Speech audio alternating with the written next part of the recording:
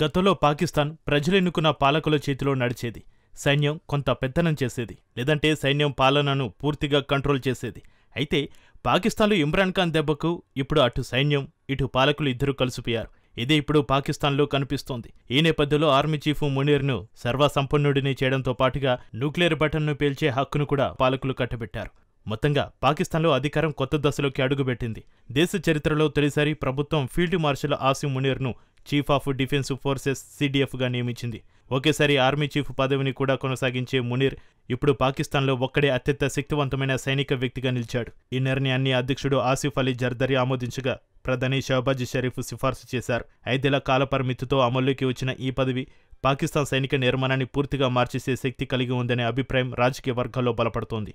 CDFగా హోదా కేవలం సైన్యం, నేవీ, ఎయిర్ ఫోర్స్ను మాత్రమే కమాండ్ చేయదు. దేశంలోని అణ్వాయుధాలు, క్షిపణి వ్యవస్థలు, నేషనల్ స్ట్రాటజిక్ కమాండ్ నియంత్రణ ఇక మునీర్ చేతిలో ఉండబోతోంది. దీనితో పాకిస్తాన్లో పవర్ అంతా మునీర్ చేతిలోకి వస్తుంది. న్యూక్లియర్ బటన్ ఉపయోగించే సర్వహక్కులు మునీర్కే దాఖలు పడతాయి. అంతేకాదు, మునీర్కు జీవితాంతం చట్టపరమైన రక్షణ కూడా లభించింది. అంటే ఆయనపై ఏదైనా చట్టపరమైన విచారణ జరగదు. ఇదే రక్షణ, వైమానిక, నావికాదళ చీఫ్లకు కూడా వర్తిస్తోంది. గతంలో ఎన్నడూ లేని విధంగా సైన్యం లేదంటే ప్రజలు ఎన్నుకున్న ప్రభుత్వం ఏలుబడిల పాలన సాగేది. అయితే తొలిసారిగా సైన్యం, అటు ప్రజాప్రభుత్వం ఆధ్వర్యంలో పాలన సాగుతోంది. పాకిస్తాన్లో సైనిక ప్రభావం ఎప్పుడూ ఎక్కువగానే ఉన్నప్పటికీ అధికారికంగా పౌర ప్రభుత్వం పాలన కనిపించేది. పాక్ హైబ్రిడ్ సిస్టమ్ ఇప్పుడు మరింత స్పష్టంగా సైన్యమే నియంత్రిస్తున్నట్లు తెలుస్తుంది.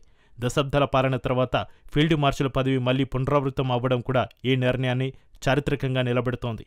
1965లో భారత్-పాక్ యుద్ధాన్ని నడిపిన అయ్యూబ్ ఖాన్ తర్వాత ఈ స్థాయికి వచ్చిన రెండో అధికారి మునీర్. ఈ మొత్తం పరిణామాలు పాకిస్తాన్లో రాజకీయ తుఫాను రాబోతుందా అన్న అనుమానాలు కలిగిస్తోంది. వివాదాల మధ్యలో ఈ నియామకం జరగడం విశేషం. ముఖ్యంగా జైల్లో ఉన్న మాజీ ప్రధాని ఇమ్రాన్ ఖాన్ ఆర్మీ మునీర్పై తీవ్ర ఆరోపణలు చేస్తున్న నేపథ్యంలో ఈ నిర్ణయం మరింత రాజకీయ వేడి రాజేస్తోంది. ఈ కొత్త సైనిక నిర్మాణం పాకిస్తాన్ను స్థిరపరుస్తుందా లేక మరింత కల్లోలం వైపు నెడుతుందా అనేది చూడాలి.